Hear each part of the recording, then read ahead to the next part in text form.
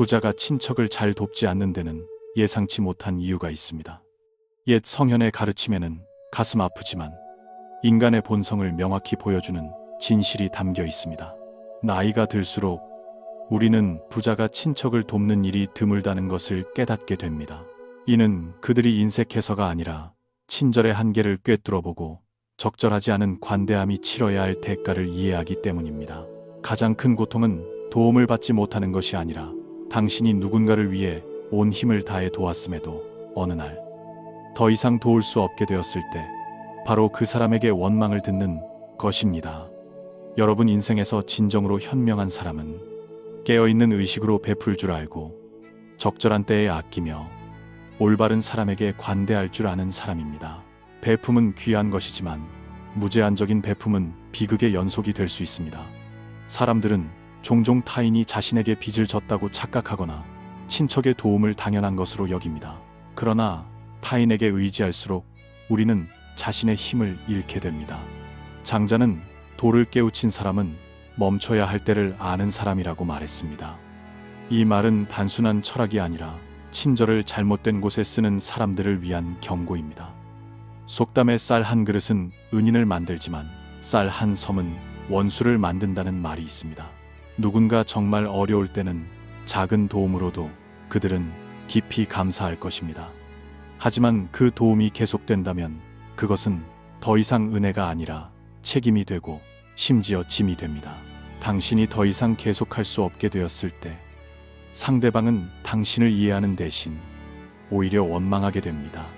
인간의 욕망은 바닷물과 같아서 마실수록 더 목이 마릅니다. 일단 의존하는 것에 익숙해지면 사람들은 더 많은 것을 원하게 되고 그것을 당연하게 여깁니다. 부자들은 바로 이 점을 잘 알고 있기에 영원히 돕는 것이 아니라 적절한 때에만 돕는 방식을 선택합니다. 그들은 잘못된 방식의 도움이 때로는 관계 자체를 파괴한다는 것을 알고 있기 때문입니다. 직접 이런 경험을 한 어떤 분이 이렇게 공유했습니다. 어릴 적 저는 부유한 친척이 가난한 친척을 돕지 않는 것을 매우 싫어했습니다. 제가 돈이 생긴다면 저는 반드시 제 친척들을 지원할 것이라고 다짐했습니다. 친척이라면 서로 도와야 하는 것 아닌가 하고 스스로에게 묻곤 했습니다. 가난한 사람을 도와 다 같이 더 나은 삶을 살도록 이끄는 것 말입니다. 이렇게 하면 정이 더 돈독해지고 대가족이 화목하고 즐거워지지 않겠습니까? 하지만 어른이 되어 회사를 경영하고 재산이 모이자 저는 삼촌 가족을 돕기 시작했습니다. 그리고 어린 시절 제가 왜 부자들이 가난한 친척을 돕지 않으려 했는지 궁금해했던 그 질문에 대한 답을 갑자기 깨닫게 되었습니다. 4년 전 저는 사촌 동생의 3년치 대학 등록금을 지원하고 약 110만 원 상당의 컴퓨터를 사주었습니다. 삼촌이 아들 곁에 있고 싶어 하셔서 저는 바쁘게 움직여 삼촌을 도시로 모셔왔고 사촌 동생이 다니는 대학 근처에서 일자리를 찾아주어 생활비를 벌 수 있게 했습니다. 비록 제 사업도 꽤 바빴지만 친척을 도울 수 있다는 사실에 기뻐하며 불평 한마디 하지 않았습니다. 저는 어려움이 있으면 언제든 저를 찾으라고 했고 도울 수 있다면 돕겠다고 분명히 말했습니다. 작년에 사촌 동생이 졸업했지만 일자리를 찾지 못했습니다. 삼촌은 저에게 연락해 아들을 제 회사에 취직시켜 달라고 부탁했습니다. 저는 별다른 고민 없이 사촌 동생을 창고 관리자로 채용했습니다. 사실 회사에 사람이 부족한 건 아니었습니다. 그런데 이 소식을 들은 삼촌은 불쾌한 기색을 보이며 말했습니다. 내 아들은 그래도 명색이 대학생인데 좀 더 높은 관리직을 줘야 하지 않겠니? 우리는 한 가족인데 네가 동생을 좀 더 챙겨줘야지. 잠시 생각한 끝에 저는 혀를 차며 동의했습니다. 제 회사는 이미 인력이 충분했기 때문에 저는 친구가 운영하는 물류회사에 연락해 사촌 동생을 현장 관리자로 취직시켜 주었습니다. 월급은 약 55만 원이었습니다. 그런데 일한 지 몇 주 되지 않아 사촌 동생은 회사 동료와 갈등을 빚고 몸싸움까지 벌였습니다. 제 친구는 즉시 불평을 쏟아냈고 저는 매우 부끄러워하며 대신 사과해야 했습니다. 그 후 저는 사촌 동생을 거래처 공장에 다시 소개해 주었습니다. 그곳에서 동생은 창고 관리직을 맡아 사명의 교대 근무자를 관리하게 되었고, 급여는 약 60만 원으로 다른 사람들보다 11만 원 정도 더 많았습니다. 이번에는 업무가 꽤 단순해서 동생도 꽤 잘 해냈습니다. 하지만 동생이 근무 시간에 자주 영화를 보거나 휴대전화를 만지작거리는 등 근무 태도가 불량하다는 소식을 들었습니다. 너무 실망스러웠지만 저는 가끔 주의를 주며 바로잡으려 노력했고, 이 일자리라도 지켜주고 싶은 마음뿐이었습니다. 얼마 전 사촌 동생에게 여자친구가 생겼고 결혼 이야기가 오갔습니다. 삼촌은 아들의 결혼 전 자산으로 도시에 집을 한 채 사주고 싶어 했습니다. 하지만 돈이 부족했던 삼촌은 저에게 계약금 명목으로 약 300만 원을 대신 내달라고 부탁했고, 동시에 어머니를 찾아가 약 700만 원을 빌리면서 저에게는 비밀로 해달라고 당부했습니다. 물론 어머니는 저에게 의견을 물으셨고 저는 동의하지 않았습니다. 사실 올해 제 사업 상황이 좋지 않아 적자를 메우고 있었고 회사의 재정 문제로 골머리를 앓고 있었습니다. 여기에 이런 일까지 더해지니 너무나 지치고 힘들었습니다. 저는 삼촌을 도울 큰 돈이 없어 계약금을 대신 내주는 것은 정중히 거절했지만 그래도 약 400만 원을 지원해 드렸습니다.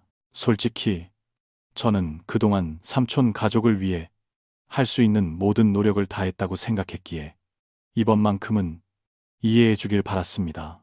평생 그들을 도울 수는 없는 노릇이니까요. 하지만 삼촌의 태도는 저를 매우 놀라게 했습니다. 그는 화를 내며 제가 매우 부자이면서도 자기 가족을 돕지 않는 것은 용납할 수 없는 일이라고 비난했습니다. 현재 삼촌 가족과 제 가족 사이에는 심각한 갈등이 생겼고 제 마음은 언제나 무겁습니다. 저는 제가 그들을 어떻게 돕든 그들의 욕망을 채울 수는 없다는 것을 깨달았습니다. 만약 제가 거절하면 그들은 저를 무시하거나 인색하다고 생각하며 돕기 싫어한다고 여길 것입니다. 그것이 저를 매우 슬프게 합니다. 곰곰이 생각해보면 많은 부자가 친척 돕기를 꺼리는 것은 그들이 무심하거나 이기적이라서가 아닙니다. 그 거절의 뒤편에는 외부인은 쉽게 이해할 수 없는 긴 사연이 있는 경우가 많습니다. 각 가정에는 저마다의 상처와 경험, 그리고 돈과 사람의 마음에 대한 값비싼 교훈이 있습니다. 돕느냐, 돕지 않느냐는 단순히 물질적인 문제가 아니라 평온함과 경계, 그리고 책임과 관련된 문제입니다. 부자들을 고민하게 만드는 것은 그들이 써야 할 돈의 액수가 아니라 올바르지 않은 사람에게 베풀었을 때 생기는 부작용입니다. 사실 부자들에게도 측은지심이 있습니다. 그들도 궁지에 몰린 사람들의 심정을 이해합니다. 하지만 도움은 때때로 양날의 검이 됩니다. 돕지 않으면 마음이 불편하고 너무 많이 도우면 짐이 됩니다. 부자들은 지원을 결정할 때마다 장기적인 책임이 따른다는 것을 이해합니다. 한 번의 도움은 호의일 수 있지만 여러 번의 도움은 당연한 의무로 여겨지게 됩니다. 그리고 그들이 더 이상 계속할 수 없게 되면 친척들은 돌아서서 비난하며 그들이 변했다거나 인색하다고 말할 수 있습니다. 바로 그 끝없는 기대가 부자들이 가장 두려워하는 것입니다. 보통 부자가 친척을 돕는 방법에는 두 가지가 있습니다. 돈을 주거나 일자리를 소개해 주는 것입니다. 이 두 가지 방법 중 돈을 주는 것이 가장 상처를 남기기 쉽습니다. 일단 돈을 주면 준 사람은 그 돈이 돌아오지 않을 가능성이 높다는 것을 각오해야 합니다. 받는 사람이 갚고 싶지 않아서가 아니라 지원받는 것에 익숙해져 그것을 자연스럽게 여기기 때문입니다. 친척 중에는 보통 두 가지 유형의 사람이 있습니다. 첫 번째 유형은 진짜 가난하지만 의지는 가난하지 않은 사람입니다. 그들은 미안함과 감사함을 가지고 돈을 빌리며 반드시 갚겠다는 결의를 다집니다. 아무리 어려워도 그들은 약속을 지킵니다. 이런 사람들은 부자로 하여금 돕는 것이 가치 있다고 느끼게 합니다. 하지만 두 번째 유형은 매우 흔합니다. 그들은 물질적으로도 가난하고 의지조차 가난합니다. 그들은 도움을 의무로 여기고 돈을 받는 것을 가족 간의 당연한 일로 생각합니다. 빌린다고 말하지만 마음속으로는 갚지 않아도 상관없다고 단정 짓습니다. 한 번 도움을 받으면 또 원합니다. 일자리를 소개해주면 승진해서 특혜를 받기를 원합니다. 그리고 얄뗀 게도 도와준 사람이 그들의 기대에 부응하지 못하면 감사함은 사라지고 원망이 그 자리를 차지합니다. 두 번째 유형의 사람에게는 도울수록 해가 됩니다. 단단해 보였던 관계도 끝없는 탐욕으로 인해 쉽게 금이 갑니다. 공자는 만족을 모르는 사람은 부유함 속에 살아도 부족함을 느낀다고 말했습니다. 이 말은 베품에 익숙하지 않고 받는 것에만 익숙한 사람들의 본성을 잘 보여줍니다. 일단 탐욕이 생기면 은혜는 희미해집니다. 일자리를 소개해주는 것조차 적지 않은 압박을 만듭니다. 한 사람을 도와주면 다른 사람이 또 부탁하러 옵니다. 거절하면 무시한다거나 냉정하다는 말을 듣습니다. 동의하면 편애한다거나 이용당한다는 소리를 듣습니다. 때로는 돕고 싶은 마음에 우연히 가족 간의 불화를 만들기도 합니다. 인생은 예측하기 어렵습니다. 사람을 도왔다고 해서 반드시 기억되는 것은 아니며 때로는 스스로 화를 자초하기도 합니다. 부자가 친척을 성심껏 도왔지만 쓰라린 결과만 얻은 이야기는 적지 않습니다. 한 성공한 사람이 이야기하길 어릴 때 삼촌의 도움을 받았기에 성공한 후 삼촌 가족에게 보답하며 삼촌 자녀들의 학업과 일자리를 지원했다고 합니다. 하지만 오해가 생겼을 때 그가 도왔던 바로 그 사람들이 그를 가장 아프게 찔렀습니다. 그들은 그가 한 일이 충분하지 않다고 여겼습니다.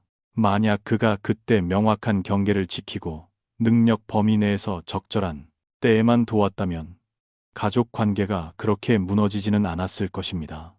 이런 이야기들을 통해 부자들은 아주 간단한 법칙을 이해하게 됩니다. 올바른 사람을 도우면 복이 됩니다. 잘못된 사람을 도우면 화가 됩니다. 그리고 복과 화의 경계는 때로는 돈을 잘못된 곳에 한 번 주는 데에 있습니다. 인간은 항상 자신이 가진 것에 만족하지 못하는 경향이 있습니다. 받는 것에 익숙해지면 더 원하게 됩니다. 의존하는 것에 익숙해지면 자신을 잃게 됩니다. 따라서 부자가 친척 돕기를 자제하는 것은 사실 양쪽 모두를 보호하고 감정을 오래 유지하며 타인을 의존적으로 만들지 않기 위한 방법이기도 합니다. 돕는 것은 좋은 일입니다. 하지만 현명한 사람은 친절을 무한정 사용할 수 없다는 것을 항상 이해합니다. 친절은 올바른 장소, 올바른 사람, 그리고 올바른 때에 놓여야 합니다. 오직 그때에만 그것은 진정한 가치를 지니며 주는 사람에게 짐이 되지 않습니다. 체면을 내려놓고 자신 있게 돈을 버십시오. 체면을 내려놓는 법을 배워 자신 있게 돈을 벌고 인생의 진짜 가치를 쌓으십시오.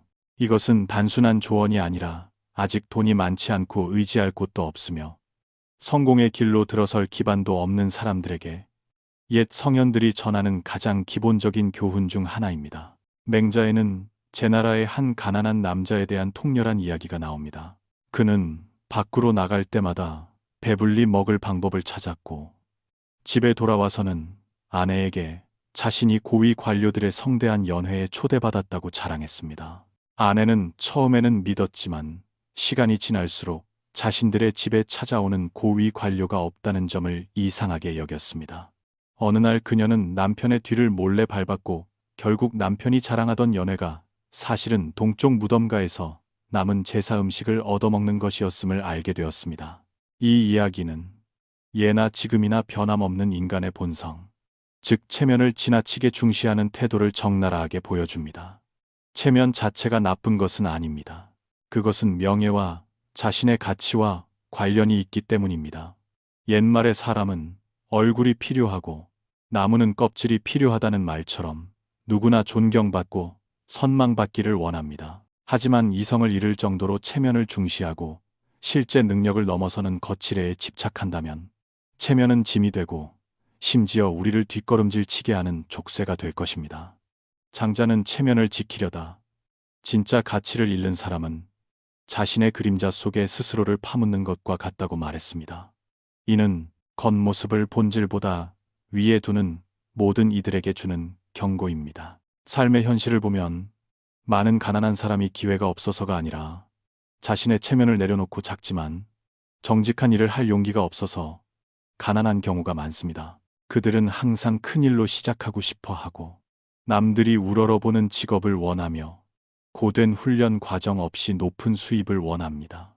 이러한 환상이 바로 실패의 원인입니다.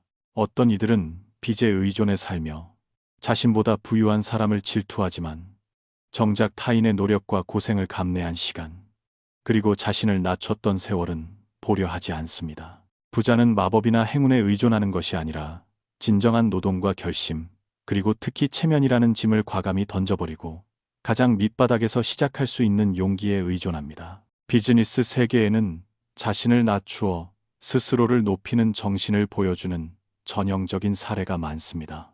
빨대의 왕이라 불리는 루중핑, 라오트렁, 비이의 은 거리에서 화물을 나르는 일부터 시작했습니다. 푸야오 그룹의 회장, 장소범, 트릉, 도fem은 과일 장수와 자전거 수리공이었습니다.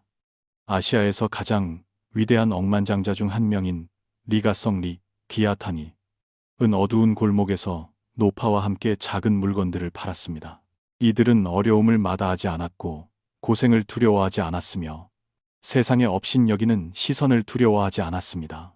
체면을 버릴 용기가 있었기에 그들은 강인해졌고 그 강인함 덕분에 영광의 정점에 올랐습니다. 돈을 벌거나 기술을 배울 때 중요한 것은 겉모습이 아니라 끈기입니다. 체면을 너무 중시하는 사람은 주저하고 결단력이 부족하며 어려움에 닥치면 쉽게 포기합니다. 반대로 현실을 직시할 줄 알고 작은 일부터 시작할 용기가 있으며 몸을 굽혀 배울 줄 아는 사람이 진정으로 강한 사람입니다. 노자는 세상과 다투지 않으면 세상이 그를 업신여기지 않는다고 말했습니다.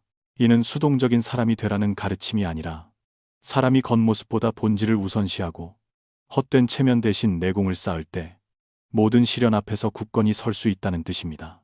저는 제 직장 생활에서 실제 사례를 목격한 적이 있습니다. 다른 부서에서 전근 온 한 직원이 있었습니다. 이론적으로 그녀의 연차와 급여는 관리자와 동등한 수준이었습니다. 하지만 실무 경험은 신입사원 수준에 불과했습니다. 다른 사람이었다면 체면을 지키기 위해 이미 잘하는 척하거나 부족함을 숨기려 했을 것입니다. 하지만 그녀는 체면을 내려놓고 앞으로 나아가는 길을 택했습니다. 그녀는 능력 있는 동료 옆자리를 자청하여 하나하나 끈기 있게 물어보았고 도움을 받을 때마다 항상 감사하다고 말하며 겸손하고 진실한 태도를 유지했습니다. 한 번은 그녀가 자신을 가르쳐준 사람에게 선물을 주려 했는데 그 동료가 거절하며 말했습니다. 선배님을 돕는 건 제가 해야 할 일입니다. 그러자 그녀는 미소 지으며 대답했습니다. 이 부서에서는 제가 신입이니 저를 많이 도와주셔야 해요. 이 말은 겸손함뿐만 아니라 배움이 자신을 낮추는 것이 아니라 위로 올라가는 유일한 길임을 아는 사람의 현명함과 배짱을 보여줍니다. 이런 정신 덕분에 그녀는 빠르게 업무에 능숙해졌고 동료들의 신임을 얻었으며 결국 이전 관리자가 떠날 때 관리자 자리에 추천받았습니다. 그녀를 그 자리에 오르게 한 것은 학위나 체면이 아니라 진심과 배우려는 의지였습니다. 나의 전반생이라는 책에서 작가는 아프지만 맞는 말을 썼습니다. 체면은 가장 버리기 어렵지만 가장 쓸모없는 것이다. 체면이 자존감과 연결될 때 그것은 사람을 더 아름답게 만듭니다. 하지만 체면이 그저 허세와 사치일 뿐이라면 그것은 가치 없는 빈 껍데기가 됩니다. 체면만 지키려 하고 행동하지 않는 사람은 결국 진정한 체면마저 잃게 됩니다. 가치는 말이 아니라 성과로 만들어지기 때문입니다. 제가 들었던 또 다른 깊이 있는 말이 있습니다. 돈을 벌기 위해 체면을 버릴 수 있다면 당신은 성장한 것입니다. 돈으로 체면을 다시 살 수 있다면 당신은 성공한 것입니다. 그리고 당신의 체면이 돈을 만들어낼 수 있다면 당신은 영향력 있는 위치에 도달한 것입니다. 이는 물질 만능주의를 옹호하는 것이 아니라 명백한 사실입니다. 진짜 가치는 진짜 존경을 만들지만 빈 껍데기 체면은 동정 어린 시선만 만들 뿐입니다. 사기 회음 후 열전에서 한신의 이 이야기는 자신을 낮추는 것이야말로 존귀함으로 가는 길임을 보여주는 가장 강력한 증거입니다. 한신은 낚시로 연명해야 할 만큼 가난했고 사람들의 멸시를 받았습니다. 한 백정이 한신의 길을 막고 도발했습니다. 네가 나를 찌를 용기가 있다면 검을 뽑아라. 그렇지 않다면 내 다리 사이로 기어가라. 그때 한신은 군중의 비웃음 속에서 그의 다리 사이로 기어가는 것을 선택했습니다. 그는 자신의 미래를 지키기 위해 순간의 수모를 감내했습니다. 그리고 훗날 그는 수만 명의 병사를 거느린 천하의 대장군이 되었습니다. 세상 사람들은 그제야 깨달았습니다. 버려야 할 체면이 있고 찬란한 내일을 위해 참아야 할 치욕이 있다는 것을. 옛말에 푸른 언덕을 지키고 있다면 땔감 걱정은 없다는 말이 있습니다. 이것이 바로 대국을 이해하고 큰 승리를 위해 인내할 줄 아는 사람의 정신입니다. 진정으로 강한 사람은 겉모습보다 내재적 가치를 중시합니다. 그들은 빈 껍데기 체면 때문에 기회를 놓치지 않습니다. 반대로 체면이라는 그림자만 쫓으며 남들 눈에 비친 좋은 이미지만 유지하려 애쓰는 사람은 고통의 악순환 속에 영원히 갇혀 살게 될 것입니다. 공자는 군자는 덕을 중시하고 소인은 체면을 중시한다고 말했습니다. 이는 내면의 가치가 사람의 품격을 만드는 것이지 체면은 쉽게 벗겨지는 칠일 뿐임을 상기시켜 줍니다. 또 다른 증거는 유비가 제갈공명의 초가집을 3번이나 찾아간 삼고초려 이야기입니다. 군주의 신분이었지만 그는 먼 길을 마다하지 않았고 거절을 두려워하지 않았으며 부하들의 시선도 신경 쓰지 않았습니다. 현자를 얻어 대업을 이루기 위해 그는 끈기 있게 기다렸고 심지어 공명이 잠에서 깰 때까지 밖에서 기다렸습니다. 그 간절함 덕분에 그는 천재 군사를 얻을 수 있었습니다. 만약 그때 유비가 체면을 우선시했다면 역사는 완전히 달라졌을 것입니다. 현대 사회에서 체면을 쉽게 버릴 수 있는 사람은 많지 않습니다. 많은 사람이 타인의 시선, 뒷말, 비웃음에 대한 두려움에 얽매여 있습니다. 그들은 꿈을 쫓고 싶지만 스스로 만든 껍데기에 갇혀 있습니다.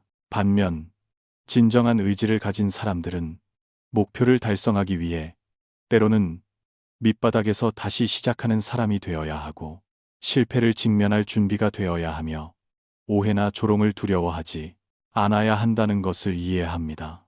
하지만 그들은 노력이 가치를 돌려줄 것이며 인생은 걷는 자에게만 길을 열어준다는 것을 알고 있습니다. 영화 일대종사에 깊이 생각할 만한 대사가 나옵니다. 어떤 사람은 체면을 위해 살고 어떤 사람은 가치를 위해 산다. 하지만 오직 가치만이 진정한 체면을 가져다 준다. 가치를 위해 사는 사람은 세상의 시선에 의존하지 않습니다. 그들은 인생이 자신의 것이며 누구에게 증명하기 위한 것이 아님을 이해합니다. 또한 그들은 체면이 밥을 먹여주지는 않지만 실력과 내공은 미래를 건설할 수 있다는 것을 압니다. 한 학자는 위대한 사람은 항상 자신이 충분히 위대하지 않다고 생각하고 오만한 사람은 속이 비어 있다고 말했습니다. 이 말은 체면을 전부로 여기는 사람들의 모든 잘못을 비추는 거울과 같습니다. 성공은 잘하는 척하는 것에서 오는 것이 아니라 실제로 날마다 더 잘하게 되는 것에서 옵니다. 현명한 사람은 작은 일을 잘하는 것이 큰 일을 만든다는 것을 압니다. 지혜로운 사람은 겸손하게 배우는 것만이 지속 가능함으로 가는 유일한 길임을 이해합니다. 삶은 우리에게 가르쳐 줍니다. 목표를 추구하기 위해 체면을 버릴 용기가 있을 때 우리는 더 가볍게 살 수 있다고 말입니다. 성과를 이루면 체면은 자연스럽게 따라옵니다. 자랑할 필요도 꾸밀 필요도 없습니다. 가장 귀중한 것은 칭찬이나 인정이 아니라 우리 내면의 힘과 진정한 능력입니다. 타인의 존경은 가지 위에 핀 꽃일 뿐 뿌리는 우리 자신 안에 있습니다. 그러니 기억하십시오. 성공한 사람은 가장 뛰어난 사람이 아니라 가장 자신을 낮출 줄 아는 사람입니다. 겁쟁이는 체면을 지킵니다. 강한 사람은 의지를 지킵니다. 겉모습으로 사는 사람은 겉모습만 가질 뿐입니다. 본질로 사는 사람은 미래를 가질 것입니다. 세상의 시선을 두려워하지 않고 걸을 용기가 있을 때, 견습생이 되는 것을 받아들일 용기가 있을 때, 가장 작은 일부터 시작하는 것을 꺼리지 않을 때, 자신의 결점을 직시하고 고치려 노력할 때 성공의 날은 올 것입니다. 그리고 성공이 찾아왔을 때 우리는 비로소 깨닫게 됩니다. 체면은 지키는 것이 아니라 만들어지는 것이라는 사실을 말입니다. 말이 아니라 행동으로, 자랑이 아니라 끈기로.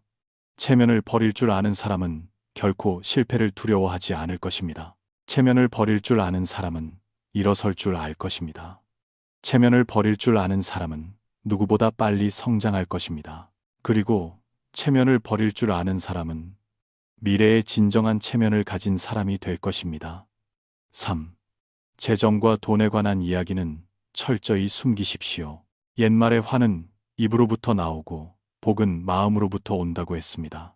자신을 위해 지켜야 할 수많은 것 중에서 돈은 가장 민감하고 위험한 것입니다. 재산을 과시하거나 재정 상태에 대해 너무 많이 털어놓는 것은 내면의 평온을 잃게 할 뿐만 아니라 외부의 문제를 불러들이는 문을 여는 것과 같습니다. 겉으로 보기에 돈 문제는 단순히 물질적인 문제 같지만 실은 사람의 마음, 질투, 탐욕, 그리고 사람들이 겉으로 잘 드러내지 않는 은밀한 감정과 관련이 있습니다. 돈을 얼마나 버는지, 재산을 얼마나 모았는지는 널리 알릴 일이 아닙니다. 그것은 개인과 가족의 사적인 문제이며 평온을 지키기 위한 사적인 영역입니다. 자신이 가진 숫자를 무심코 드러내는 순간 당신은 많은 사람의 눈에 단순한 개인이 아니라 걸어다니는 지갑으로 보이게 됩니다. 당신이 좋은 의도로 했든 깊은 생각 없이 순수하게 공유했든 사람의 마음은 당신 생각처럼 단순하지 않습니다. 공자는 군자는 화목을 지키기 위해 자랑을 피한다고 말했습니다. 당신의 부를 아는 사람이 많아질수록 잠재적 위험도 커지기 때문입니다. 부부 관계에서도 재정의 투명성은 적절한 한계가 필요합니다. 공동 책임에 대한 명확성은 필수적이지만 개인의 독립성 또한 못지않게 중요합니다. 가정의 행복은 때때로 소비 방식 비교 혹은 상대방에 대한 과도한 기대로 인해 쉽게 흔들리기도 합니다. 현명한 사람은 재정은 함께 건설하기에 충분한 수준에서 공유해야 하며 나머지는 각자의 정당한 사생활임을 이해합니다. 왜냐하면 누구도 상대방의 모든 걱정을 다 이해할 수는 없으며 돈을 서로의 가치를 측정하는 도구로 쓰지 말아야 한다는 것을 이해할 만큼 섬세한 사람도 많지 않기 때문입니다. 당신이 가난할 때 기꺼이 도우려는 사람은 많지 않습니다. 이것은 냉혹한 진실이지만 어느 시대나 마찬가지입니다. 당신이 어려움에 처했을 때 진심으로 이해하고 아파해주는 사람은 매우 드뭅니다. 대다수는 그저 밖에서 관망하며 가볍게는 동정하고 심하게는 조롱합니다. 하지만 당신이 부유해지면 돈은 구속과 요구, 그리고 말하기 힘든 모호한 관계들을 끌어들입니다. 친척들이 돈을 빌리기 시작하고 친구들이 부탁하러 찾아옵니다. 거절하면 당신을 냉정하고 계산적인 사람으로 여깁니다. 동의하면 빌려준 돈은 때로 영원히 돌아오지 않고 당신은 이름 없는 감정의 빚을 하나 더 떠안게 됩니다. 오디오북 명철에 나오는 이야기에 따르면 한 젊은이가 성실한 노동으로 큰 돈을 벌었습니다. 그는 조용히 사는 대신 자랑하기를 좋아했습니다. 그는 친척과 마을 사람들에게 자신이 모은 돈을 공개하며 그것이 자신의 성공을 보여준다고 생각했습니다. 하지만 그 과시가 바로 골칫거리를 불러들였습니다. 친척들은 사소한 일부터 터무니없는 요구까지 돈을 빌리기 위해 끊임없이 그를 찾아왔습니다. 그가 도와주면 그들은 그것을 당연하게 여겼습니다. 그가 거절하면 그들은 그가 이기적이고 변했으며 배은망덕하다고 비난했습니다. 할아버지가 사람의 마음은 예측하기 어려우니 재산을 숨길 줄 알아야 한다고 가르치고 나서야 그는 자신의 어리석음을 깨달았습니다. 그 조언은 시대를 초월하는 의미가 있습니다. 돈 이야기를 숨기는 것은 이기적이거나 남이 이득을 볼까 봐 두려워서가 아니라 돈이 관계를 왜곡하고 진실한 마음을 지키기 어렵게 만들기 때문입니다.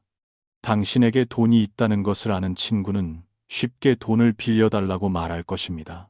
하지만 그들이 갚는 것을 미루거나 빚을 아예 잊어버렸을 때 상처받는 사람은 당신입니다. 돈 몇 푼 때문에 깨지는 감정은 내 주머니 사정을 모든 사람이 알 자격은 없다는 것을 깨닫게 해줍니다. 옛 성현은 금전 관계는 분명히 하고 정은 확실히 끊으라고 가르쳤습니다.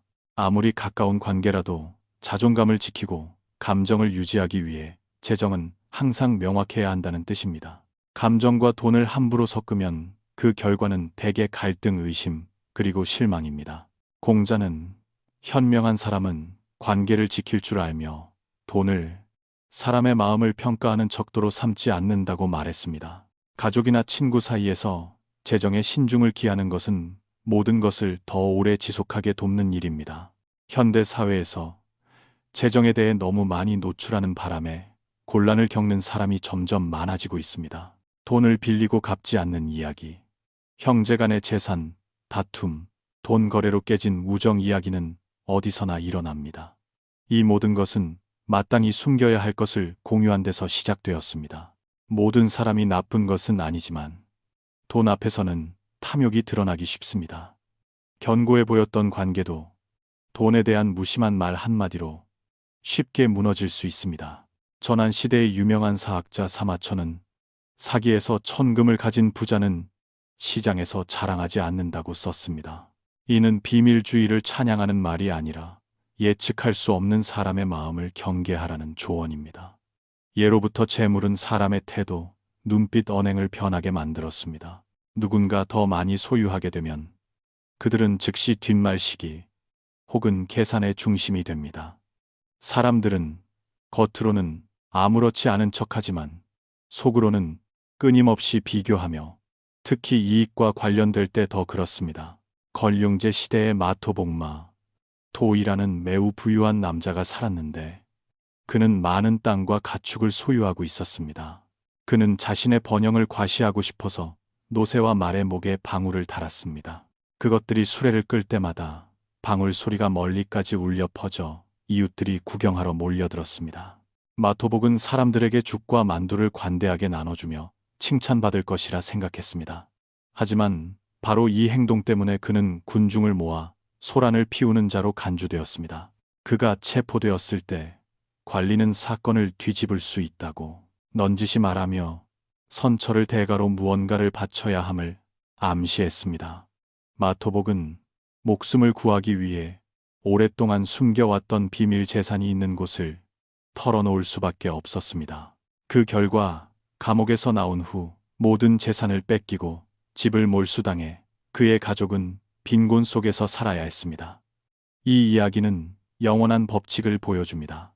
당신이 부를 과시하면 이웃뿐만 아니라 권력자들도 눈독을 들일 것입니다. 진정한 부자는 항상 자신을 지키고 재산을 조용히 유지하며 자신이 가진 모든 것을 남에게 보이지 않습니다. 도덕경에는 빛은 자신을 비추지 않는다는 구절이 있습니다. 군자는 항상 겸손한 태도를 유지할 줄 압니다. 겸손은 미덕일 뿐만 아니라 세상의 시선으로부터 자신을 보호하는 무기이기도 합니다.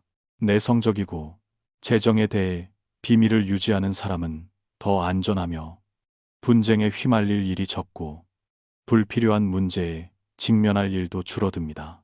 당신이 부유함을 드러내면 타인의 탐욕을 자극할 수 있습니다. 당신이 지나치게 똑똑하고 예리함을 드러내면 질투의 대상이 되기 쉽습니다. 행동으로 상처 주지 않더라도 질투 어린 눈빛이나 가시돋친 말로 상처 주는 사람들이 있습니다. 재산을 숨기는 것은 평온을 지키는 것입니다. 지혜로운 사람은 돈이 수단일 뿐 행복의 기반이 아님을 이해합니다. 존중, 신뢰 내면의 평온과 같은 더 중요한 것들은 재정 정보를 지혜롭게 관리하지 않으면 훼손될 수 있습니다. 아무 말도 하지 않으면 아무도 뒷말을 할 수 없습니다. 침묵하면 누구도 당신을 자세히 살피거나 기대를 걸 이유가 없습니다. 장자는 마음이 편안해야 몸이 편안하다고 말했습니다. 마음은 사람이 소박하고 은밀하게 살며 말해야 할 것과 숨겨야 할 것을 가릴 줄 알 때 비로소 편안해질 수 있습니다. 돈 문제는 그 안전지대 깊숙이 숨겨두어야 할 것입니다. 평온한 사람은 자랑할 필요가 없습니다. 진짜 가치는 숫자가 아니라 삶의 방식에 있다는 것을 알기 때문입니다. 세상은 넓고 사람의 마음은 복잡하여 당신의 재정에 대해 아는 사람이 많을수록 당신은 자율성을 잃게 됩니다. 비밀을 지킬 때 당신은 주도권을 뗄 수 있습니다. 주도권을 떼 당신은 자유를 지킬 수 있습니다. 현명한 사람은 조용함을 택하고 은밀함을 택하며 재물을 그늘 아래 가만히 두는 것을 택합니다. 덕분에 그들은 평온하게 살며 구설수에 휘말리지 않고 탐욕이나 감시의 대상이 되지 않습니다. 옛 성현은 뱉은 말은 엎질러진 물과 같아서 한 번 내뱉으면 주워 담을 수 없다고 가르쳤습니다. 돈은 한 번 드러나면 사람의 마음을 평생 변하게 만듭니다.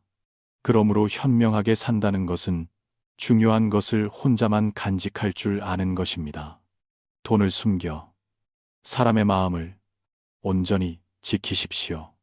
겸손한 마음을 지켜 평온을 오래 유지하십시오. 적절한 때에 침묵하여 가장 소중한 것을 보호하십시오. 4. 미니멀 라이프, 버림의 미학으로 풍요롭게 사는 법. 사람들이 항상 많은 목표, 많은 책임, 많은 욕구를 쫓는 세상에서 단순함은 오히려 사치스러운 가치가 되었습니다. 우리는 너무 많은 것을 가졌지만 평온이 부족하고 너무 많은 선택지가 있지만 행복이 부족합니다. 바로 그래서 미니멀 라이프는 단순한 유행이 아니라 하나의 각성입니다. 노자가 말했듯이 멈출 줄 아는 사람이 만족을 알고 버릴 줄 아는 사람이 평안을 봅니다. 불필요한 것을 과감히 떨쳐낼 때 비로소 우리 마음속에 진정한 가치가 들어올 공간이 생깁니다. 현대 사회에 들어서며 인간은 가족일 사회의 압박과 수많은 기대에 시달리고 있습니다. 누구나 평온하게 살기를 원하지만 어디서부터 시작해야 할지 모릅니다. 많은 사람은 행복해지려면 더 많이 가지고 더 많이 소유하고 더 많이 성취해야 한다고 생각합니다. 하지만 진실은 정반대입니다. 행복은 선별할 줄 알고 중요한 것을 지키며 불필요한 것을 포기할 줄 아는 데서 옵니다. 장자가 말했듯이 손에 쥔 것이 반드시 내 것은 아니지만 마음에 품은 것이야말로 진정 소중한 것입니다. 미니멀리즘은 우리가 삶의 근본으로 돌아가 고요함 속에서 자신을 더 명확하게 보게 하는 길입니다. 미니멀 라이프는 단순히 물건을 버리거나 수납장을 비우거나 지출을 줄이는 것이 아닙니다. 그것은 정화의 과정입니다. 물질의 정화, 감정의 정화, 생각의 정화, 그리고 유해한 관계의 정화입니다. 인간은 상실에 대한 두려움, 결핍에 대한 두려움, 빈 공간을 마주해야 하는 두려움 때문에 너무 많은 것을 붙잡고 있습니다. 하지만 꽉 쥐면 클수록 우리는 그만큼 짐을 지게 됩니다. 더 많이 끌어안으려 할수록 우리는 쉽게 지칩니다. 공자의 말처럼 많은 일을 끌어안고 마음을 다잡지 못하면 몸도 지치고 마음도 지치게 됩니다. 그래서 미니멀리즘은 현대 사회의 혼란과 과부하를 치유하는 처방전이 됩니다. 하지만 미니멀하게 사는 것은 간단하지 않습니다. 가벼운 삶을 갈망하면서도 오랫동안 자신과 함께 해온 것들을 놓지 못하는 사람이 많습니다. 어려움은 물질에 있는 것이 아니라 마음에 있습니다. 미니멀 라이프를 시작하려 할 때 전형적으로 어려움을 겪는 세 가지 유형의 사람이 있습니다. 각 유형은 현대 사회의 많은 사람이 쉽게 겪는 심리 상태를 대변합니다. 첫째, 과거의 어려움 때문에 절약이 몸에 밴 사람들입니다. 그들은 결핍의 시절을 겪었고 혹독할 정도로 절약하는 것에 익숙해져 있습니다. 낡거나 고장난 물건 하나하나에도 안전감이 깃들어 있습니다. 그들은 언젠가 필요할지도 모른다는 두려움 때문에 모든 것을 간직합니다. 비록 그날이 영원히 오지 않을지라도 말입니다. 어려운 환경에서 자란 많은 사람은 방어 기제를 가지고 있습니다. 그들은 맛이 없어도 남은 음식을 다 먹습니다. 입을 수 없게 된 낡은 옷도 아까워합니다. 나중에 다시 사야 할까봐 무의미한 물건을 쌓아둡니다. 절약은 귀한 덕목이지만 지나치면 자신의 삶을 옥죄는 족쇄가 됩니다. 장자가 말했듯이 우리가 붙잡고 있는 것이 우리를 부자로 만들어주지는 않지만 우리가 놓아버리는 것이 때로는 자유를 가져다 줍니다. 가난을 겪은 사람은 모든 것을 꽉 쥐고 있지만 현재의 삶은 달라졌으며 과거에 집착하는 것은 현재에 필요한 가벼움을 잃게 할 뿐이라는 사실을 잊곤 합니다. 두 번째 유형은 우유부단하여 결정하기 어려워하는 사람들입니다. 그들은 아까워서가 아니라 선택할 수 없어서 버리지 못합니다. 수백 개의 물건과 수백 가지 생각 사이에 서 있지만 무엇이 삶에 정말 필요한지 모릅니다. 그들은 버리면 아깝고 가지고 있어도 쓰지 않을 것 같은 기분을 항상 느낍니다. 그들의 인생은 사소한 선택들로 인해 혼란스러워집니다. 맹자는 마음이 정해지지 않으면 뜻이 어지럽고 뜻이 어지러우면 잘못된 결정을 내린다고 했습니다. 결단력이 부족한 사람은 가치 없는 사소한 일에 인생을 지배당합니다. 그들은 모든 것을 가지고 싶어 하지만 결국 어떤 것도 그들을 진정으로 기쁘게 하지 못합니다. 미니멀 라이프는 인생이 매우 짧다는 것을 깨닫게 해주는 교훈입니다. 우리는 삶을 더 좋게 만드는 것만 남겨야 합니다. 망설임은 그들을 어중간한 상태로 살게 합니다. 지키고 싶다가도 버리고 싶고 새로 바꾸고 싶다가도 다시 옛 것으로 돌아갑니다. 더 이상 가치 없는 것을 놓아줄 용기가 없기 때문에 삶은 복잡해집니다. 세 번째 유형은 미래를 항상 걱정하며 맺고 끊음이 부족한 사람들입니다. 그들은 어느 화창한 날 다시 입을 것이라는 희망으로 낡은 옷을 보관합니다. 고치면 쓸 수 있다고 생각해서 고장난 기기를 보관합니다. 낡은 서류 쓰지 않는 물건들을 가지고 있습니다. 유통기한이 지난 물건들도 언젠가 필요할 때가 있을 거라고 믿기 때문에 보관합니다. 걱정 때문에 그들은 포기하지 못합니다. 그들은 남겨두지 않으면 후회할 것이라고 생각합니다. 하지만 사실 그들이 아까워하는 것은 물건이 아니라 그 물건이 주는 안정감입니다. 공자는 내일 일은 내일에 맡기고 오늘은 오늘을 온전히 살라고 했습니다. 마음이 항상 미래에 가 있으면 인간은 현재를 잃어버립니다. 그리고 현재를 잃으면 평온하게 살 기회조차 잃게 됩니다. 어려움을 겪는 세 가지 유형을 이해하고 나면 미니멀리즘이 사실 물건의 문제가 아니라 마음의 공부임을 알게 됩니다. 미니멀 라이프는 단순히 집을 치우는 것이 아니라 우선 마음을 치우는 것입니다. 그것은 삶의 명확함, 정신의 순수함, 그리고 선택에 깨어있음을 향한 여정입니다. 미니멀 라이프를 적용하면 삶은 가벼워질 뿐만 아니라 아주 다른 방식으로 충만해집니다. 이 생활 방식은 경험해보지 못한 사람은 상상하기 힘든 많은 가치를 가져다 줍니다. 가장 먼저 오는 중요한 이점 중 하나는 생활 환경이 정돈되고 쾌적하며 말끔해진다는 것입니다. 불필요한 물건을 내려놓으면 집이 숨을 쉬는 것 같습니다. 방 구석구석 수납장 하나하나가 밝아집니다. 무언가를 찾을 때마다 혼란 속에서 씨름할 필요가 없습니다. 집에 들어설 때 더 이상 무거운 기분이 들지 않습니다. 깨끗한 공간은 정신을 맑게 합니다. 노자가 말했듯이 비어있고 깨끗한 방은 마음이 쉴 수 있는 곳입니다. 정돈된 외부 공간은 우리 영혼 내부의 질서를 비추는 거울입니다. 정돈된 집에서 우리는 두 번째 이점으로 나아갑니다. 바로 집안일이 가볍고 쉬워진다는 점입니다. 물건이 가득 쌓여 있을 때는 청소가 짐이 됩니다. 보기만 해도 피곤해집니다. 하지만 미니멀하게 살면 모든 것이 합리적이고 간결하게 정리되어 청소가 몇 분이면 끝납니다. 이때 청소는 압박이 아니라 자신의 삶을 돌보는 것과 같은 휴식 습관이 됩니다. 청소할 때마다 영혼이 씻겨집니다. 공자는 청결함이 행복의 기초라고 가르쳤습니다. 깨끗한 집은 정신을 맑게 하여 하루를 시작할 때 긍정적인 에너지를 만들어줍니다. 미니멀 라이프의 또 다른 멋진 이점은 요리가 즐거움이 된다는 것입니다.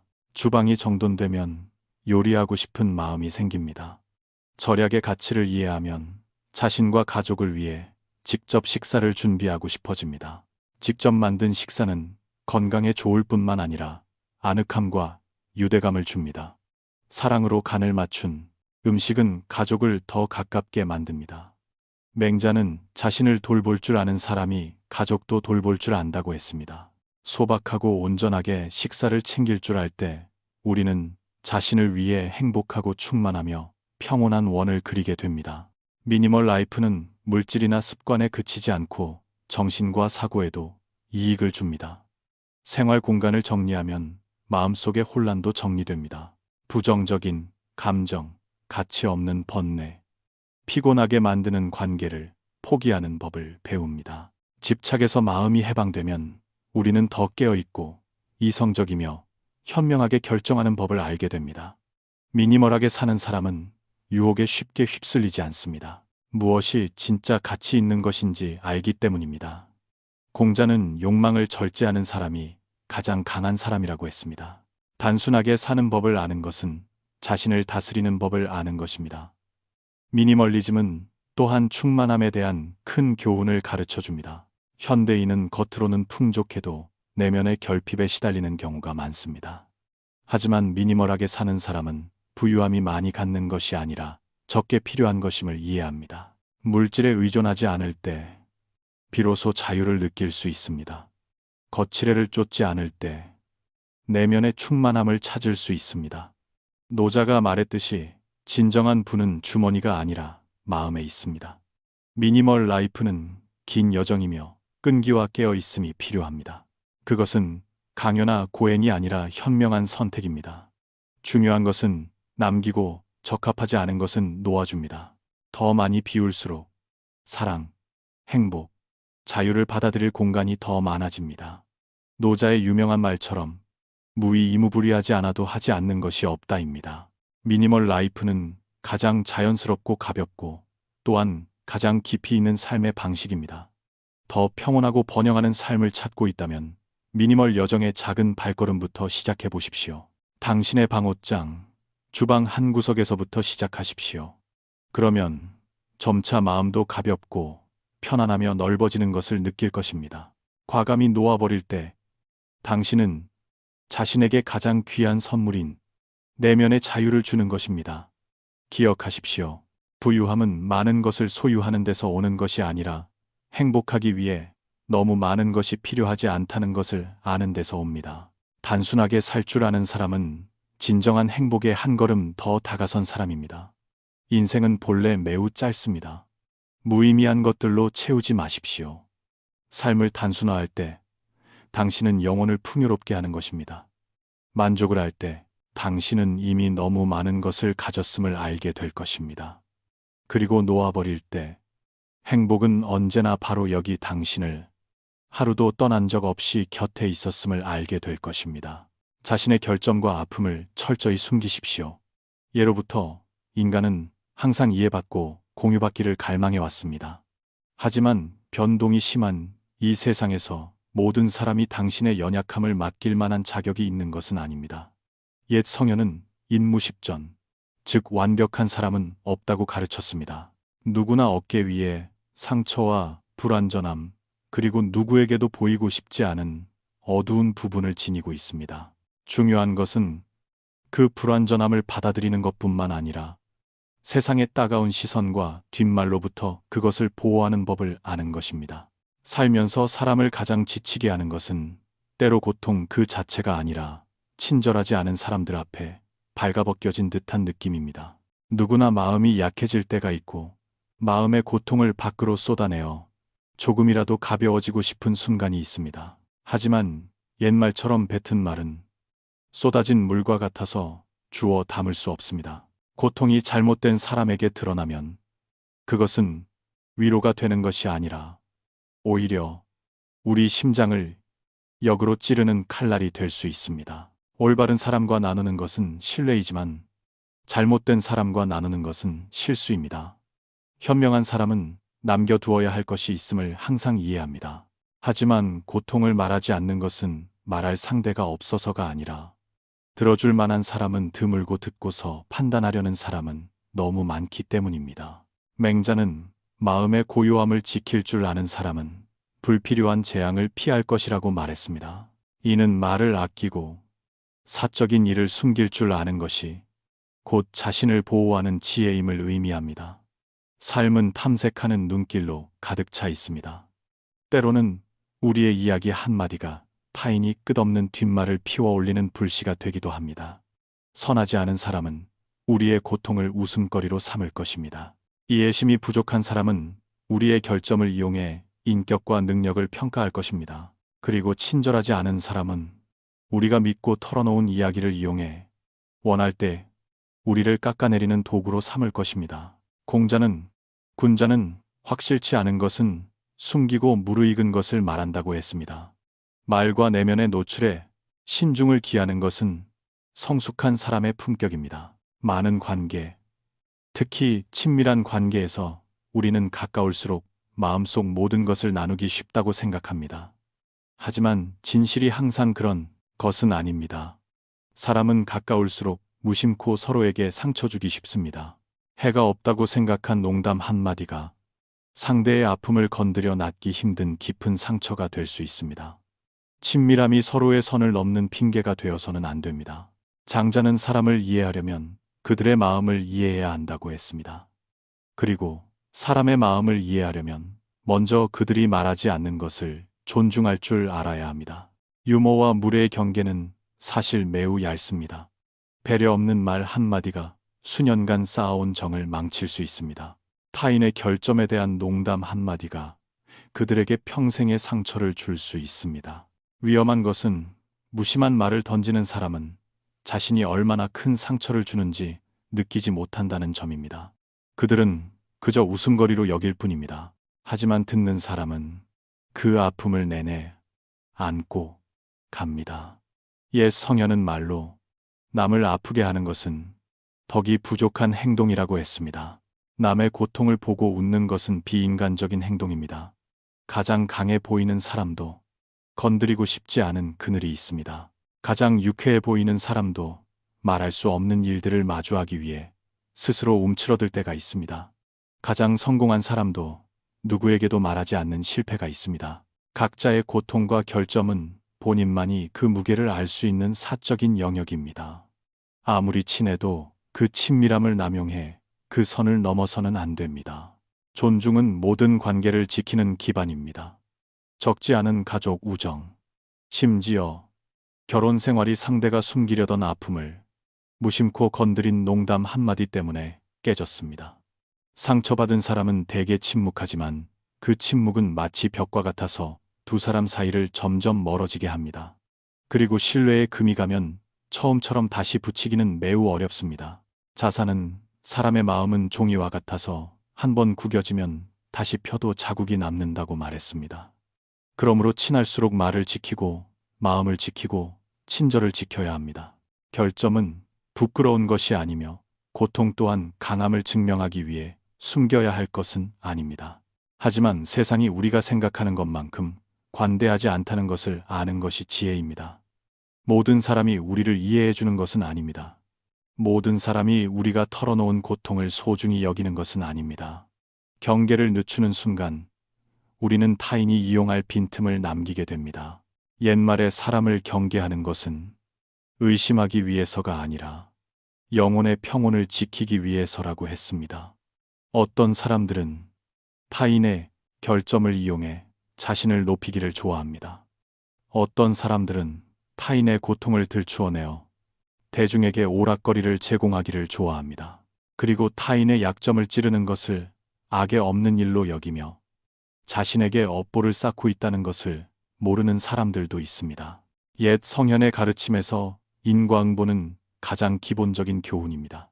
말로 남에게 상처를 주면 조만간 그것이 돌아와 자신을 아프게 할 것입니다. 순자는 악한 말을 심으면 고통의 열매를 거두고 선한 말을 심으면 마음의 평안을 거둔다고 했습니다. 그러니 타인의 고통을 자신의 즐거움을 위한 재료로 삼아서는 안 됩니다. 어떤 고통은 존중하며 들어주기만 해도 치유될 수 있습니다. 하지만 어떤 고통은 잘못 건드리면 닿기 힘든 상처가 됩니다. 기억의 일부, 결점의 일부를 숨기는 것은 자신을 보호하고 세상의 무심함이 주는 새로운 상처를 피하는 방법입니다. 성숙한 사람은 절대 공유하지 않는 사람이 아니라 언제 말하고 언제 침묵해야 하는지 아는 사람입니다. 침묵은 때로 회피가 아니라 자제력의 힘입니다. 모든 사람 내면에는 두 개의 세계가 존재합니다. 하나는 우리가 밖으로 드러내는 세계로 남들에게 강인하고 꿋꿋하며 안정적인 모습을 보여주는 곳입니다. 그리고 다른 하나는 우리가 안에 숨겨둔 세계로 상처 미완의 것들, 깨진 꿈들, 아무도 모르게 움츠러들었던 순간들을 담고 있는 곳입니다. 모든 사람이 그 두 번째 세계로 들어올 자격이 있는 것은 아닙니다. 당신의 영혼을 진정으로 소중히 여기고 아낄 줄 아는 사람에게만 그 문을 열어주십시오. 옛사람들의 지혜는 말이 건설할 수도 있지만 파괴할 수도 있음을 이해하는 데에 있습니다. 잘못된 사람에게 한 말은 인간에 대한 신뢰를 잃게 할 수 있습니다. 잘못된 곳에서의 공유는 대중의 심판대에 우리를 세울 수 있습니다. 그래서 성현들은 마음의 타인이 닿을 수 없는 나만의 빈 공간을 두라고 조언했습니다. 그 빈 공간은 우리가 정체성을 지키고 평온을 지키며 삶 앞에서 주도권을 지키도록 돕습니다. 그것은 시비 앞에서 우리를 굳건히 지켜주는 보이지 않는 갑옷입니다. 삶은 흐르는 물과 같습니다. 우리가 마음에 담아둔 것은 평생 우리를 따라갈 것입니다. 우리가 뱉은 말은 물을 따라 흘러가 다시는 온전하게 돌아오지 않을 것입니다. 그러니 지켜야 할 것과 놓아버려야 할 것을 선별하는 법을 배우십시오. 고통과 결점은 올바르게 간직하면 귀한 교훈이 됩니다. 하지만 너무 일찍 혹은 잘못된 사람에게 드러내면 우리를 가라앉게 하는 그물이 될 것입니다. 성현들은 사람의 강인함이 고통이 없는 데에 있는 것이 아니라 그 고통을 보호하는 방식에 있다고 강조했습니다. 고통을 숨길 줄 아는 사람은 냉정한 사람이 아니라 자신을 보호하는 법을 아는 사람입니다. 결점을 숨길 줄 아는 사람은 정직하지 못한 사람이 아니라 불완전한 우리를 보고도 여전히 예전처럼 사랑해 줄 만큼 대범한 사람이 많지 않다는 것을 잘 아는 사람입니다. 만약 어느 날 너무 많은 것을 숨겨야 해서 마음이 지친다면 기억하십시오. 당신은 혼자가 아닙니다. 누구나 자신의 연약한 평온을 지키기 위해 무언가를 숨기고 있습니다. 중요한 것은 순간의 약한 마음 때문에 사람을 잘못 믿지 않는 것입니다. 성장의 길에는 반드시 혼자 걸어야 하는 구간이 있으며 바로 그 구간에서 당신은 고통을 숨기는 것이 고독이 아니라 세상 속에서 더 평온하게 살기 위한 지혜의 한 형태임을 이해하게 될 것입니다. 인생의 인과응보는 본래 공평합니다. 당신이 타인의 고통을 대하는 방식대로 세상은 당신에게 돌려줄 것입니다. 당신이 타인의 고통을 소중히 여기면 타인도 당신을 소중히 여길 것입니다. 당신이 타인의 결점을 비웃으면 당신의 결점도 언젠가 웃음거리가 될 것입니다. 성현은 모든 행위에는 메아리가 있어 선하든 잔인하든 그 주인에게 돌아온다고 가르쳤습니다. 그러니 자신의 마음에 부끄럽지 않게 사십시오. 결점과 고통을 철저히 숨기는 것은 나약함을 감추기 위함이 아니라 품격과 마음의 평온을 지키기 위함입니다. 성숙해질수록 모든 것을 말해서는 안 되고 모든 사람을 믿어서는 안 되며 모든 고통을 공유해서는 안 된다는 것을 이해하게 됩니다. 나만의 공간, 나만 아는 내면의 영역을 남겨두십시오. 그곳이 바로 당신의 강인함, 자존감, 그리고 평온을 보관하는 곳입니다. 그리고 당신이 가장 깊은 곳을 보호할 줄 알 때 당신은 더 굳건하고 평온하며 행복한 마음으로 인생을 걸어가게 될 것입니다. 자신을 통제하지 못하는 사람은 자유를 가질 수 없습니다. 절제할 줄 아는 사람은 멈춰야 할 때를 알고 해야 할 일과 피해야 할 일을 구분하며 행동하기 전에 결과를 내다보는 사람입니다. 반대로 자신을 방임하고 사소한 것을 우습게 여기는 사람은 나쁜 습관에 쉽게 이끌려 스스로 자유를 잃게 됩니다. 살면서 우리는 작은 일을 가볍게 여기는 경향이 있어 작은 행동 하나가 큰 결과를 초래할 리 없다고 생각합니다. 하지만 작은 물방울이 계속 떨어져 강을 이루듯 나쁜 습관이 계속 반복되면 우리를 묶는 보이지 않는 끈이 됩니다. 처음에는 사소한 일이었지만 작은 일을 지키지 못하면 큰 일을 이루기 어렵습니다. 큰 고목나무도 갑자기 부러지는 것이 아닙니다. 눈에 보이지 않는 내부에서 오랫동안 흰개미가 파먹었기 때문입니다. 어느 날 강한 바람이 불면 작은 흔들림 하나로도 나무 전체가 쓰러지게 됩니다. 사람도 마찬가지입니다. 작은 일에서의 방임이 바로 방향을 잃어가는 인생의 시작입니다. 담배를 몹시 멀리하던 한 학생의 익숙한 이야기가 있습니다. 누군가 담배 피우는 것을 볼 때마다 그는 멀리 떨어져 있었습니다. 그는 담배의 해로움을 알았고 학교의 처벌을 알았으며 무엇보다 건강한 몸을 지키고 싶었습니다. 하지만 인생은 종종 사람들이 절대 하지 않을 것이라고 생각하는 바로 그 일로 사람을 시험합니다. 친구들과 여행을 갔을 때 담배를 피우던 친구 중 한 명이 담배를 권하며 피워보라고 했습니다. 처음에는 거절했지만 권유는 계속되었습니다. 부드럽지만 끈질기게 딱 한 모금인데 뭐 죽기야 하겠어. 해로워 보이지 않는 말이지만 그것은 양날의 검입니다. 그 말은 사람을 방심하게 하고 결과를 가볍게 보게 만들며 스스로 원칙을 서서히 놓게 만듭니다. 결국 그 학생은 시도했습니다. 곧바로 사례가 들렸고 눈물 콧물이 흘렀습니다. 불쾌한 느낌에 그는 놀랐습니다. 담배가 이렇게 맛없는데 왜 다들 피우는 거지? 하지만 며칠 뒤 그 친구가 다시 권했습니다. 이번에도 거절했지만 친구는 두 번째 피우면 살에 안 들려라고 말했습니다. 그리고 처음처럼 그는 또 시도했습니다. 과연 이번에는 덜 힘들었습니다. 다시 한번 작은 행동이 반복되었습니다. 그리고 바로 그것이 습관을 만들었습니다. 그러다 습관이 중독이 되었고 깨달았을 때 그는 이미 담배의 지배를 받고 있었습니다. 이것이 습관의 진짜 본질입니다. 처음에는 너무 얇아서 마음만 먹으면 쉽게 끊을 수 있을 것 같은 시로라기 같습니다. 하지만 반복되는 행동을 통해 그 시로라기는 점점 끈이 되고 밧줄이 되고 마침내 쇠사슬이 됩니다. 그때는 벗어나고 싶어도 쉽지 않습니다. 플라톤은 한 청년에게 습관이 한번 형성되면 바꾸기 매우 어렵다고 경고한 적이 있습니다. 청년은 모든 경험의 기회를 잡는 게 뭐 어떤가요? 라고 대꾸했습니다. 하지만 플라톤은 엄한 얼굴로 말했습니다. 네가 작은 일을 시도하면 그것은 점차 습관이 된다. 그리고 일단 습관이 되면 더 이상 작은 일이 아니다. 이 말은 진실을 비추는 등불과 같습니다. 인간이 자유를 잃게 되는 것은 거창한 것 때문이 아니라 남몰래 반복되는 작은 습관 때문입니다. 욕설욱하는 성질 핑계, 군것질 구부정한 자세, 늦게 자는 것 흡연, 음주 도박도 마찬가지입니다. 나는 중독자가 될 거야. 또는 나는 나를 망칠 거야. 라고 결심하고 시작하는 사람은 없습니다. 모든 것은 재미삼아 한 번, 별 생각 없이 한 번으로 시작됩니다. 하지만 우리가 깨달았을 때 습관은 이미 깊이 뿌리 박혀 있습니다. 왜 습관이 그토록 무서운 것일까요? 시끄럽게 눈에 띄게 오지 않기 때문입니다. 반대로 바람처럼 가벼운 발걸음으로 우리 안에 아주 작은 방심을 통해 찾아옵니다.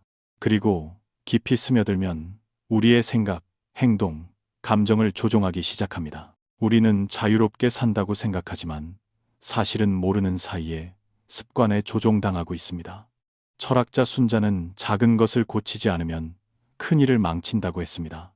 나쁜 습관은 아무리 작아도 미래의 큰 결과를 낳는 씨앗임을 상기시키는 말입니다. 사람은 깊은 구덩이 때문에 넘어질 수도 있지만 아주 작은 돌멩이에 걸려 넘어질 수도 있습니다.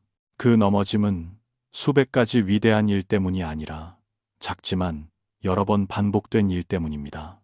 유명한 석유 재벌 게티의 이야기는 이를 잘 보여줍니다. 제2차 세계대전 중 어느 날 밤 그는 새벽 2시에 잠에서 깼습니다. 담배 중독 때문에 견딜 수 없었습니다. 담배가 없다는 것을 알고 그는 폭우가 쏟아지는 밖으로 옷을 챙겨 입고 사러 나갔습니다. 반쯤 갔을 때 진흙이 다리에 튀고 천둥이 쳤습니다.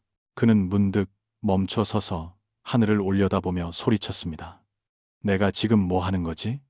그 순간 그는 자신이 더 이상 인생의 주인이 아님을 깨달았습니다.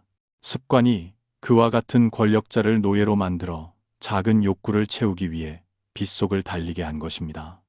그 후 게티는 담배를 끊기로 결심했습니다. 하지만 누구나 인생의 전환점을 깨달을 만큼 깨어있는 것은 아닙니다. 어떤 사람은 작은 것을 절제할 줄 몰라 자신이 오래전부터 자유를 잃었다는 사실을 평생 깨닫지 못합니다. 고대 그리스 철학자 피타고라스는 자신을 통제할 수 없는 사람은 자유를 논할 수 없다고 말했습니다. 그 말은 경종을 울립니다.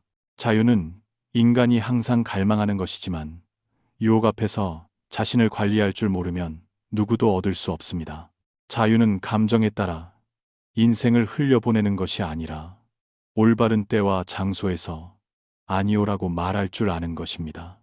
한 조각 먹는다고 뚱뚱해지는 것은 아니지만 뚱뚱한 사람은 여러 조각을 먹었기 때문입니다. 습관은 축적입니다. 좋은 것도 쌓이면 복이 됩니다. 나쁜 것도 쌓이면 화가 됩니다.